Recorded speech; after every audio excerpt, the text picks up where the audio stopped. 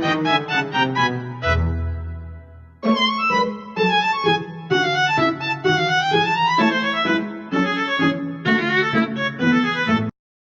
so picture this. Unang araw mo sa kolehiyo. Kumpleto ang gamit mo sa bag, ballpen, eraser, papel, and you have finished 12 years in high school, including the 2 senior years that were supposedly aligned to your chosen program. And nasa unang araw ka na ng sinasabi ng nakatatanda na real world. But as you received your class schedule, may napansin kang isang course that you never prepared for sa iyong 12 taon sa high school. Maliban of course sa PE na muntik mo nang babagsak. This is the mandatory ROTC. Okay, walang exemptions, no alternatives, isang tanong lamang na para bang sinisigawan ka ni Luna ng bayan o sarili pumili ka. Okay, so what has urged patriotism to be something that can be taught inside a classroom or trained on school grounds? Or does true patriotism come from voluntary service rather than obligation? Okay, so welcome to Talk Maraos episode 2, where we're setting aside the noise to have a thoughtful conversation grounded sa panukalang ibalik ang sapilitang ROTC na patuloy na naghahati ng opinyon ng mga estudyante, guro, mamabatas at maging ng mga magulang. Dahil hindi lahat ng makabayan ay kayang sumaludo sa mga marahas na pagsasanay.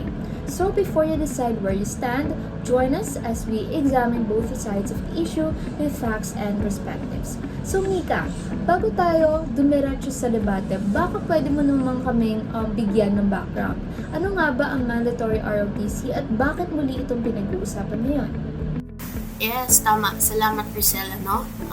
Para mas maintindihan natin ang debate, mahalagang balikan muna natin ang pinagmulan dito, no? Ang ROTC or Reserve Officers Training Corps ay isang malaking military training program na naglalayong hubugin ng disiplina, leadership, patriotism at kahandaan ng mga estudyante sa panahon ng kalamidad at iba pang national emergencies, ano? Nung nakaraan, mandatory ito para sa maraming college students. Pero nung 2002, I think, ipinasa ang Republic Act number 9163 or NSTP Act na ginawang optional ang ROTC matapos ang mga kontrobersya tulad ng hazing, corruption at ang pagkamatay ng UST cadet na si Mark Wilson Chua na grabe talaga yung news dito, no? And mula noon, binigyan na ng pagpipilian ng mga estudyante sa pagitan ng ROTC, CWTS at LTS. And ngayon, gusto na ilang mababatas na ibalik ito, no? Ang mandatory ROTC dahil naniniwala silang makakatulong ito sa paghubog ng disiplina at pagmamahal sa bayan. Pero marami rin ang nangangamba kasi baka maulit ang mga nakaraang kaso ng mga abuso, no? And marami rin kasi yung kaso ng hazing dito sa Philippines, and kung maabuso ito, kung hindi ito maayos na maipapatuwan. Okay, so magandang punto yon. So hindi pala ito simpleng usapin ng military training, pero kung ethics ang pag-uusapan, ano ba ang pinakamalaking moral issue dito, Jazz? Kung tutuusin, hindi naman masamang hangarin ang magkaroon ng disiplinado at handang mamamayan. Pero ang tanong ay, tama bang gawing mandatory ang ROTC para makamit iyon? Kapag ba pinilit ang isang estudyante na sumali, nakakatulong ba talaga ito sa pagmamahal sa bayan o nalilimitahan lamang ang kanyang kalayaan? Sambales, bilang ethical analysis natin, paano mo tinitingnan ang conflict na ito? Actually, magandang tanong yan. Kung titignan natin ito gamit ang deontology, mahalaga ang paggalang sa karapatan ng bawat tao. Ibig sabihin, kahit mabuti ang layunin ng ROTC, dapat pa rin natin igalang ang freedom of choice ng mga estudyante. Sa kabilang banda naman, kung consequentialism ang pagbabatayan, tinitignan natin ang magiging resulta ng programa.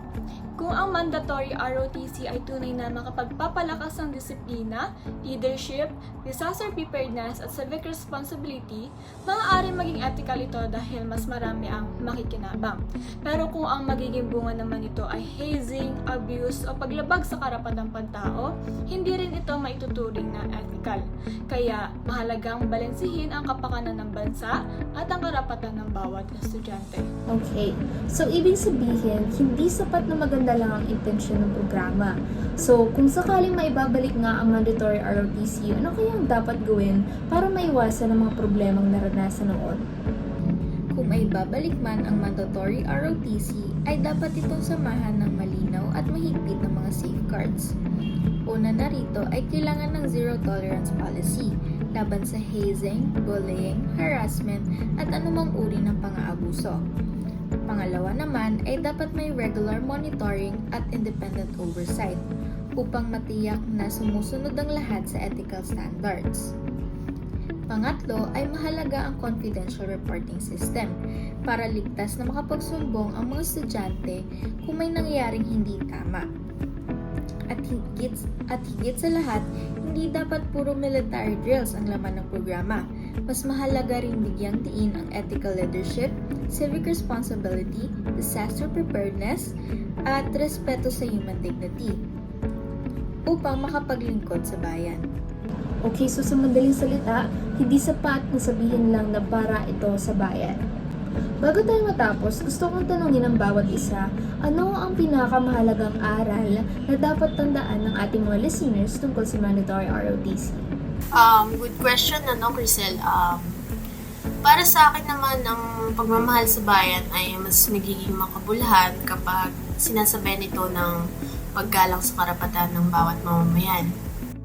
At para sa akin, ang tunay na lakas ng isang bansa ay hindi lamang nakasalalay sa dami ng mga handang humawak ng armas, kundi sa dami ng mga mamamayang may kritikal na pag-iisip, malasakit sa kapwa, at pananagutang gumawa ng tama.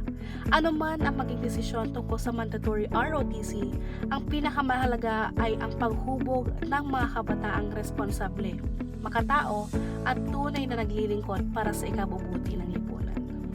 Ang isang programang may mabuting layunin ay magiging tunay lamang na makatarungan kung ethical din ang paraan ng pagpapatupad nito. At sa huli, ang pagiging mabuting mamamayan ay hindi lamang nasusukat sa pagsusuot ng uniforme, kundi sa disiplina, integridad, malasakit at pananagutan sa kapwa. Maraming salamat sa inyong lahat at para sa ating mga nakikinig. Ang tanong ay, hindi lamang kung pabor o tutol ba tayo sa mandatory ROTC. Mas mahalagang tanungin natin ang ating sarili. Paano ba natin tunay na mapapakita ang pagmamahal sa ating bayan nang hindi isinasantabi ang karapatan at dignidad ng bawat isa? Okay, so ito ang Talk Rounds, kung saan hindi lang tayo nagbibigay ng opinyon, pinag-uusapan natin ang mga issue ng may respeto, katotohanan at etika.